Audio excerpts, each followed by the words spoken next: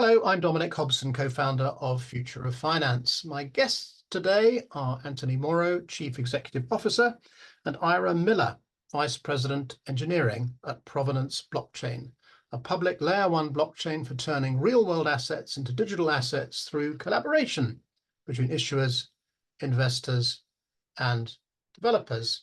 Anthony, Ira, thanks very much for joining us. Dominic, thanks for having us. It's great to be here.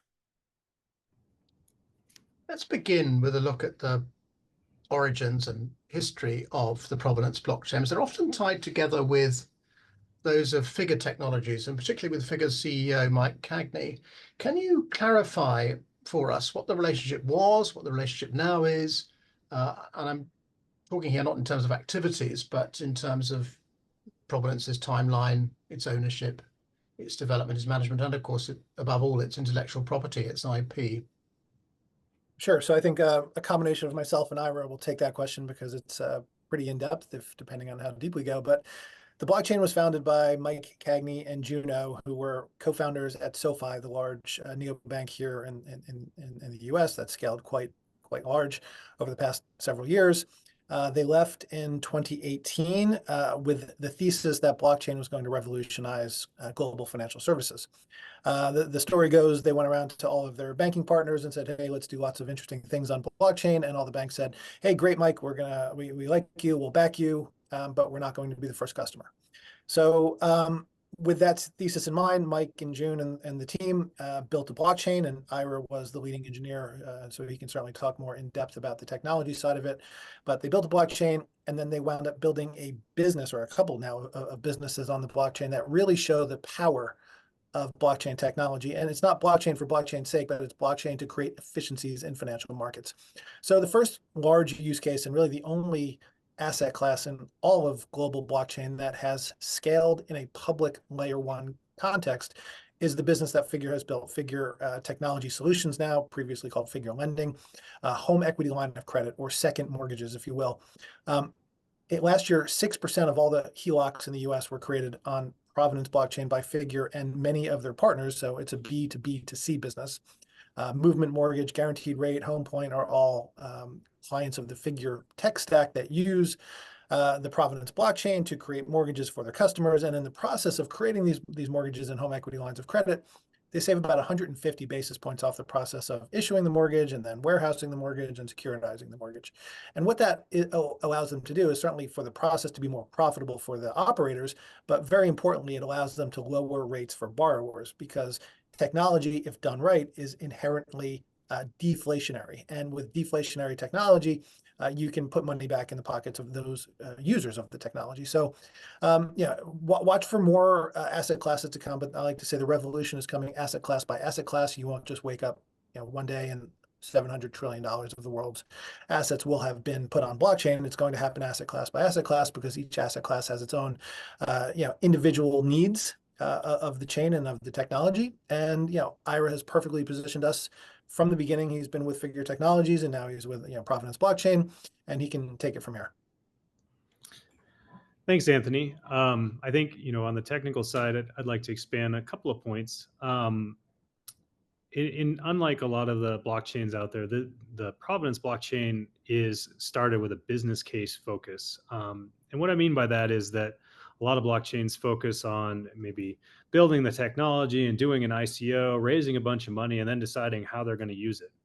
And I think that the difference here for Provenance that really has shaped what we've done is that because Mike Cagney was starting with a business as a startup, and startups, of course, moving fast and lean and pivoting from what doesn't work to what works, our blockchain has developed with a singular focus on supporting those business cases. And so we have a little bit different technology stack. We focus on solving a few different problems in terms of what's in the protocol and what's not in the protocol. We focus on mitigating risk and efficiencies. And so it's really as we get to where we are today, and you look at it and you say, wow, this is quite a different environment than a lot of other chains.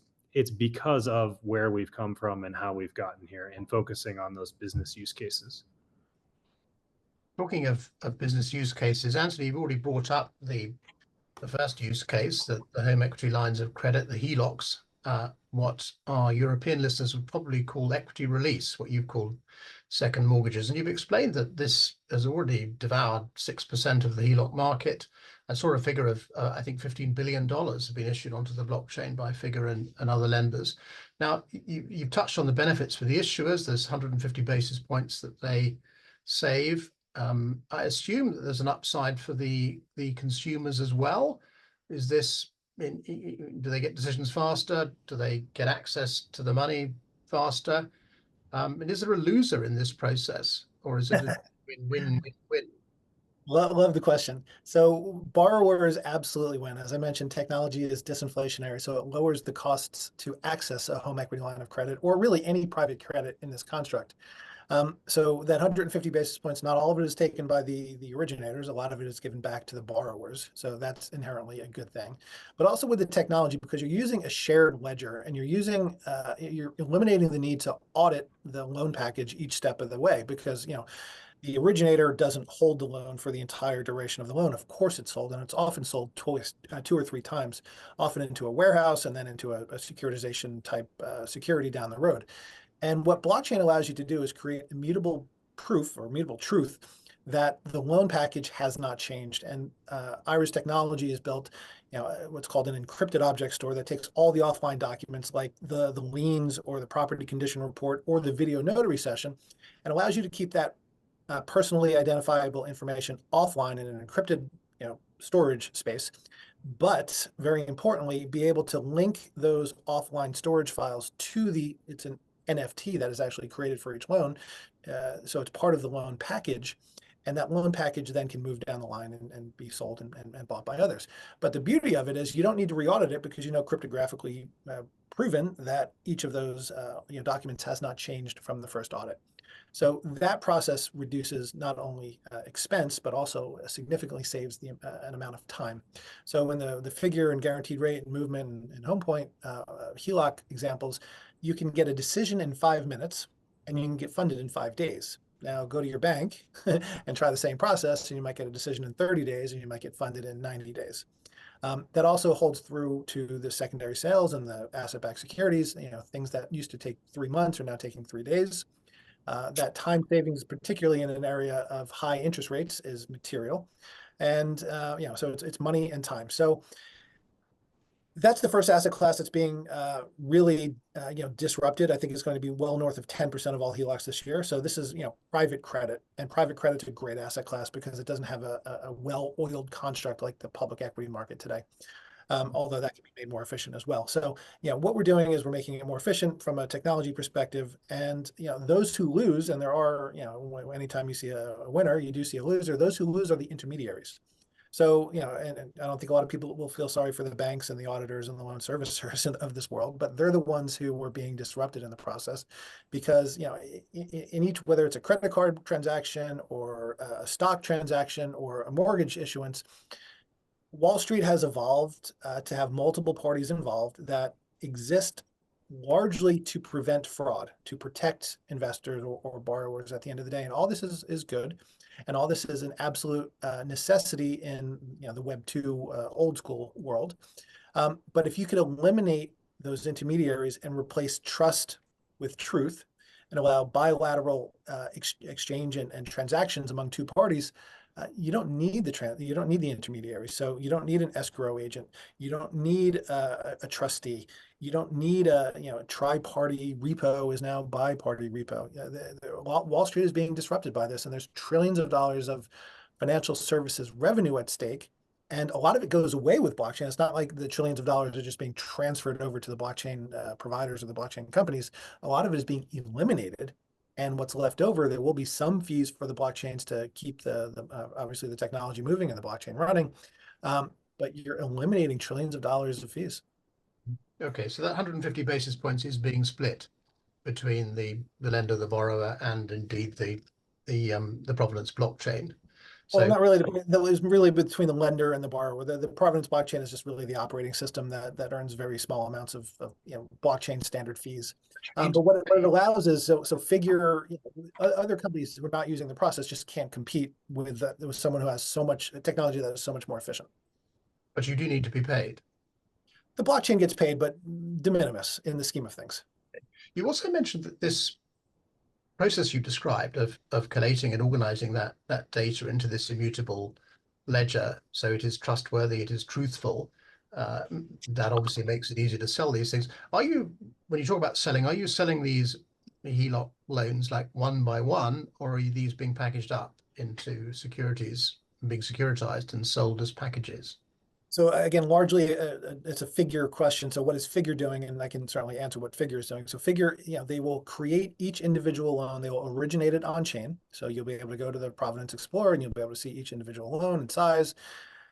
If you have the right permissioning, you can see duration and you can see payment schedule. Of course, that's not public, that's private. But once they're originated in a digitally native form, they're warehoused together and then they're sold as asset-backed securities the regular way. And what I mean by the regular way is they're bonds that are created by Wall Street, underwritten by Goldman Sachs and JP Morgan and Jefferies with a trustee by BNY Mellon. And they're sold in generally $200 to $300 million tranches. And that's how you get the size off your balance sheet. For in the U.S., if you have a conforming mortgage, Fannie and Freddie, the GSEs, the government service entities are the ones who will guarantee those. But for second mortgages, for HELOCs, that government entities don't exist for that product, so they're generally sold via asset-backed securities.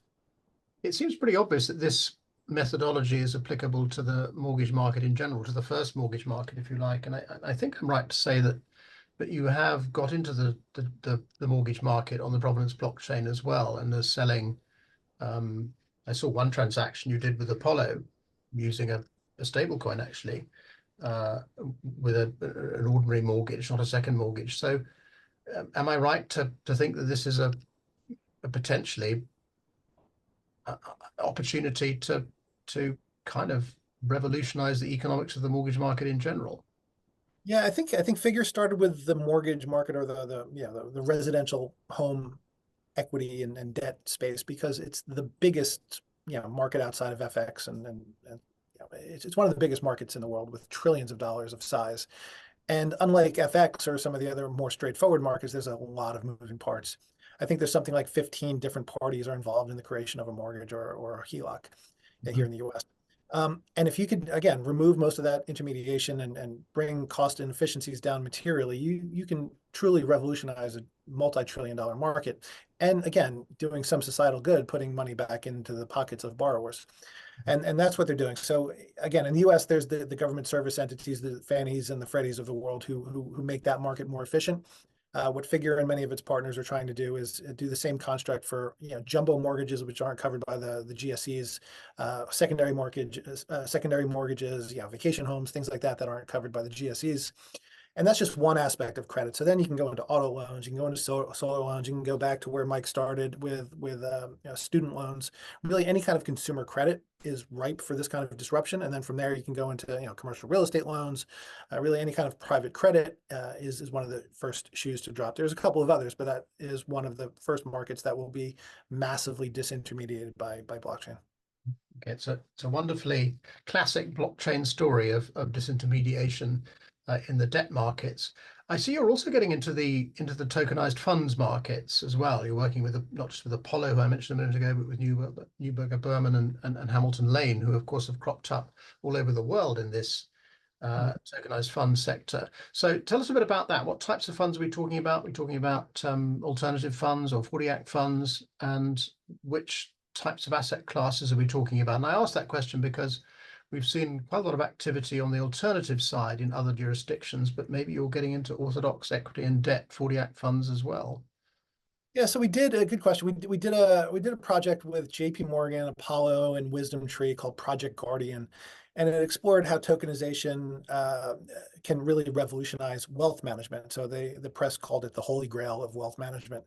And basically, it was really a first step for JP Morgan to allow their wealth managers to purchase and rebalance alternative asset portfolios across multiple investments and multiple interconnected blockchain networks.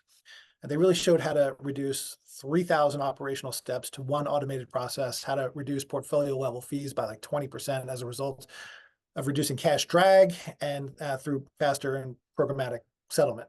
Now, what the project did not talk about was, in order to rebalance a portfolio among the right funds, you need the choice of 1,000 or more funds on blockchain that you can use in the process. And 1,000 funds don't exist on blockchain today. There's a very small number of them, and it's not growing as fast as the press would lead you on to believe. And why is that? So private funds are private for a reason. They're available only to accredited investors, and chopping them up into $100 shares and putting a token or a coin on the back of them and offering them, outside the U.S. To get around SEC regulations is not, is not how to scale the market.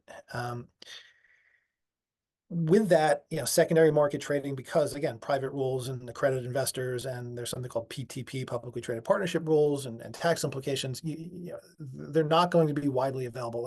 A private fund, a private alternative investment fund, unless it's done under what's called the 1940 Act and available to retail investors, is not going to ever be in a position where it's actively traded in the secondary market. So that's the thesis of a lot of firms out there. And unless you go the full registration and list on a proper exchange, you're not going to see that. So in the alt space, we think the killer use case will be what's called NAV lending. So if I have $1 million in a Apollo fund, and it's a 7 to 10 year life, which most of these alternative investment funds are. What I do is over the first 2 years, Apollo invests my $1 million, and my $1 million sits there for 7 to 10 years. And at the end of the period, I get it back. Maybe I get some dividends or some distributions during the process, but my money is generally locked up for the entire period. What we think the killer use case is something called a NAV loan put on the back of that alt fund. And by doing that, I can now take out, if I'm the investor, I can now take out, let's say, a 20% loan to value NAV loan. So if I have $1 million, I can take out a $200,000 loan, pledging the collateral of my investment, and I can then go off and use it for other purposes. So that creates some liquidity. We're excited about that use case. It's only really scalable because of blockchain technology. In order to do that, we need to put a lien on my loan position, which we can do that through something Figure really invented called digital asset registry technology. It's essentially a registrar for digital assets. It puts a lien on your hold on your wallet, and from that I can now take a NAV loan on it. So we're working with Figure Markets and a firm called NAV Lend to do exactly that process, and we think this will unlock digitally native funds on Provenance in the scores of funds coming out to market over the coming years. And that's how we get to the JP Morgan Project Guardian vision. When you refer to Project Guardian, you're not referring to your Project Guardian, the JP Morgan, you're referring to the Monetary Authority of Singapore's Project Guardian, I assume? So Project Guardian is the overall construct of Monetary Authority of Singapore's blockchain endeavors. The one we did with JP Morgan and Apollo and Wisdom Tree was November, December of last year. And I know there's several other iterations of it, but this is the one we call Project Guardian, our participation in Project Guardian. Is this separate from the interoperability proof of concept you did with? Yeah, this is the same one. Yeah, it was really, interoperability was a part of it, but zooming out to 30,000 feet, it was JP Morgan's ode to asset management and wealth management. It was showing the future of wealth management. Interoperability was a feature of it, but the true reason they did it was to show the future of wealth management. Can we talk a bit now about the piece which will, I think, interest potential issuers and investors, which is the tokenization itself, the size and progress you're making there. The figures I've seen suggest that the Provenance blockchain has around 10 billion in total value locked of these real world financial assets, and more than 30 billion US dollars in supported transactions, by which I mean lending, private equity. Can you explain to us a bit more about those figures, just to give people some color about what they actually mean? Sure. So, we believe we're the largest public layer one in the world as measured by real world assets. And those real world assets are largely driven by, Figure Technologies and their issuance of home equity line of credit and mortgages on chain. That business is by far the largest digitally native originator of financial assets on blockchain, any blockchain anywhere. And they're adding over $1 billion a quarter currently. And $1 billion, over $1 billion is roughly in size to the entire tokenized treasury market that gets a lot of press. And we're doing that every quarter. So we're the biggest, we're growing the fastest as well, which is great, and have the construct to tackle other markets. Other assets on Provenance are private company equity, including Figure's own private company equity. Figure's not listed on the New York Stock Exchange, but employees have been able to trade to non-employees on the Figure ATS, alternative trading system here in the US. Obviously, it's a security and it needs to trade on an exchange or an ATS. And then after that, it's a few $100 million of private company funds like Apollo and Hamilton Lane and the others that you mentioned. We're putting on new asset classes every day. Just last week, we announced a smaller insurance company called Infinio minted almost $10 million of whole life insurance policies. And their intention is to follow the Figure playbook and to be able to offer loans on the back of a life insurance policy in the same way that you take out a loan on the back of your mortgage. And we think that's a $3 trillion business that can be disrupted. It's very inefficient, capital inefficient, time inefficient today. Infinio is making that process a lot more efficient by, again, using a shared ledger, using all the encrypted object store data provisions for PII and for efficiency. And then as you go through the process of issuing, warehousing, and securitizing, you just really follow the Figure playbook. Again, it's a private credit type asset. So we have the solution for that. You have to tweak at the margins, but the infrastructure is roughly the same for all that. And then there's lots of other interesting use cases as well coming on that we think are going to be wonderful. And among them are receivables. If you can prove that a receivable is valid and to the payable, you no longer have the factoring rates, which can approach 40% because of the risk involved in factoring. You're not sure if the borrower has sold the factor 2 or 3 times. But if you can prove that the creditor is the creditor, you can reduce rates materially and make things more efficient. So imagine if you're Amazon or someone like that, you can bring efficiency into your supply chain, which is really, really interesting. And then the other, I think the first $1 trillion asset class that we're going to see in blockchain land is going to be a yielding stablecoin. It's the thing that I'm personally most excited about. I think will scale. In order to make everything else work in the space, we need to move away from the existing stablecoin options, which have been pioneers for sure, but not the type of things that will scale globally. And the reason for that is in their current construct, are they securities? Are they not securities? That hasn't been clear, certainly here in the US. But at the end of the day, you're taking private company USDC or private company USDT, Tether or Circle risk when you're owning the stablecoin that they back. And again, going back to risk, right? From a risk perspective, I don't want to take Circle risk when I own Circle, a debt of Circle. I want something more sure, which is why the tokenized treasuries have come up and done well. It's a bit more structured from that perspective, and it certainly yields, which is great, and the stable coins don't yield.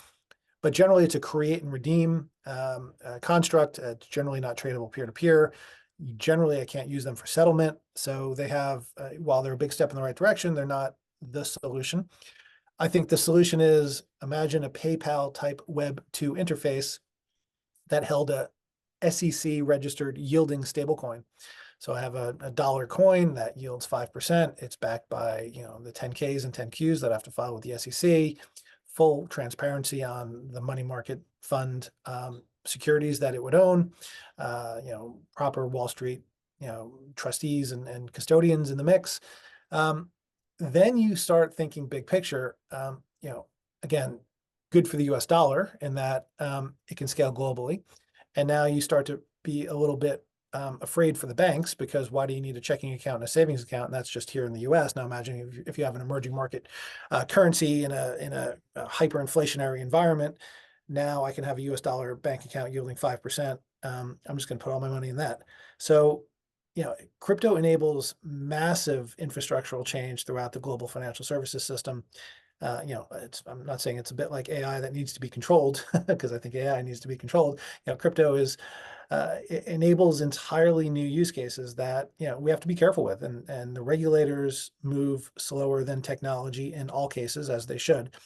But it's massively disruptible and it can move really, really fast. So we got to be very careful in how we do it. And we, again, safety, safety, safety. We're speaking to the regulators as much as possible, trying to tell everyone, what the users of the Provenance chain are doing.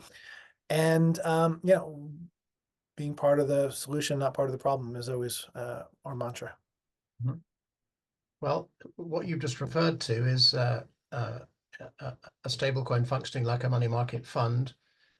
Takes us back to the 1970s when the banks became very worked up about the early money market funds, obviously taking away their deposits. I can see that this opens up a whole new level of anxiety for Gary Gensler. What you described there. Anyway, that's an observation. You may want to say more about it, but I just put that out there. I'd like, in fact, to put whatever Gary Gensler thinks is a security and what is not a security, and without getting hopefully too theological, I'm interested to get your view on this debate, which is gathering steam, about the distinction between a native digital asset and what I call an asset-backed digital asset, but might also be called a digital twin. You were referring a minute ago to tokenized treasuries, for example. So what I mean by a native asset, it doesn't exist except on the blockchain. It's a pure data or digital object. It doesn't exist outside the blockchain. Whereas a asset-backed or digital twin asset does continue to have a life in the analog world out there. Now, where do you stand on the pros and cons of native versus asset-backed or digital twin tokenization? So great question, existential question that we see in the industry right now. And Mike Cagney always talks about, there was an IBM commercial here in the US, the supply chain tokenized strawberries. So the strawberries picked in the organic field, it's put on the blockchain, and then it moves through the whole system. And you go to Whole Foods, and then at the end of the story, the mother's feeding the child an organic strawberry, because you could track the journey of the strawberry through the blockchain. The provenance of the strawberry. Yeah, the provenance of the strawberry. But how do you know at any point during the supply chain someone didn't swap out a GM strawberry with an organic strawberry, or a raspberry with a strawberry, or a piece of coal with a strawberry? There's just no way to prove that a real world asset is the real world asset when you tokenize it, and stays that way forever. Same thing with a piece of real estate. You can tokenize a building, but is someone going to go there every day and knock on the walls and make sure the building is still there? It hasn't been knocked down by floods or earthquakes or whatever. And big step back. I think all the world's assets, like Larry Fink, will be put on blockchain, because they're blockchain at its core just replaces the cap table. Really, at its core doesn't do much more than that, and everything needs a cap table, and the blockchain cap table is just more efficient. Now, from there, if that's a 1 on a scale of 1 to 10, great. It can be 1 more efficient. It can be a little bit more efficient. But if you want to hit the 10, you need digitally native assets. If you want to be on the right-hand scale of much more efficient assets, it has to be digitally native. Because if it's not digitally native, you're always going to run into the problem. Okay, I've got a cap table, but I don't have anything. I still don't know the provenance of the strawberry. Whereas if it's a digitally native asset, digitally native loan, digitally native receivable, it only exists on blockchain. I can perfect my ownership in it, meaning I know I own it. I can file in the US, we have the Uniform Commercial Code. I can ensure that in case of bankruptcy of another party, that I actually own my asset. I can ensure that my payment flow is made. Digitally native is much, much better than digital twin. But there's still, I'm not going to say digital twins are not worth it. I think they will be put on, their cap tables will be put on blockchain. But the payment flows and everything else like that it's going to be a bit more of a stretch. So if that's a light touch use case, a heavy touch use case is the digitally native. Okay. Ira, you might have a thought on that. I mean, kind of stepping back and objectively looking at it, you should only use a blockchain if it's cost effective, if it's giving you something that is worth the cost. And I think that when you talk about something, digital twin is a great term, because you're like, okay, well, that means I have 2 of something, and it's 2 of the same thing. And so now I'm paying cost twice. But, a blockchain also adds efficiency. So basically, on the whole, in my mind, the only things that make sense is when the additional cost of using a blockchain is offset entirely and then some by the cost savings. And so if you can figure out a way to add an additional process onto your existing asset, basically twin it and get cost savings, then it makes sense. If it's just adding cost to add cost, it just doesn't make sense, right? Like somebody is going to go do it more efficiently, and it won't, pencil out. Yeah, tokenizing an asset, we see this all the time, doesn't make it more liquid. Tokenizing an asset doesn't make it more an attractive investment opportunity as well, right? So yeah, we see those theses play out all the time. Digital twins add expense for sure. That being said, I think all the cap tables will eventually move to blockchain at some point because it is going to be more efficient. But yeah, it's at the low end of the scale, it's just going to be less of a value problem. Okay. Can I ask you something about something simpler to do with your tokenization capabilities, which is that the Provenance blockchain provides custody, it provides settlement. I'd like to tease out a little bit what's different about the way you do it. And I'm going to read to you how the custody function is described on your website. It says full-featured custody within your zone, protected by a firewall that defines permitted assets, rate limits, and other security requirements. I'm interested to know what that means. Perhaps deal with that first, and then we can talk about settlement. What's different about your custody offering?